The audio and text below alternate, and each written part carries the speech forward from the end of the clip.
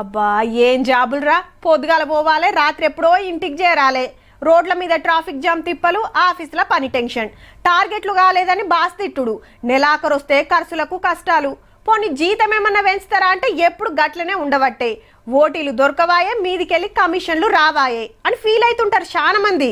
కానీ ఈ జాబ్ అయితే కొందరికి బిందాస్ అనిపిస్తుండొచ్చు. పోన్రే ఇవాళ రేపు జాబులంటే అయితే సర్కార్ నౌకరీ లేదంటే సాఫ్ట్వేర్.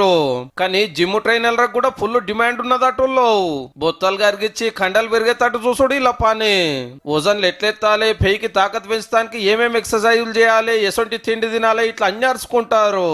డిపెండ్స్. ఇప్పుడు మీరు కెరియర్ మంచిగా చూసుకున్నట్లయితే 1 to 1.5 lakhs ఈజీగా మీరు చేసుకోవచ్చు.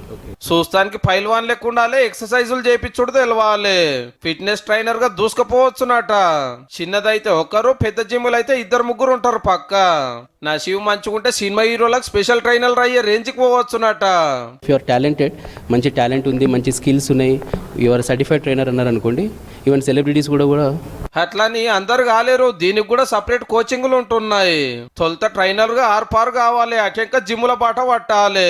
కొందరు సాఫ్ట్వేర్ జాబులు చేస్తోళ్ళు కూడా టెన్షన్ తోటి పనిచేసే జాబ్ కంటే జిమ్ ట్రైనరే కరెక్ట్ అని వస్తున్నారు అంటే చూడండిగా.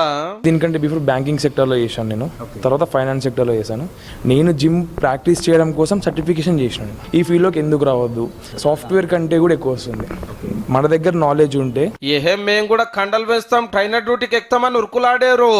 మొదలు పొద్దుగా లేసి నడుచుడో 4 ఎక్సర్సైజులు వేసి బొత్తలు కరిగిండ్రి. అటెంక ఆలోచన ఎదురుగానే.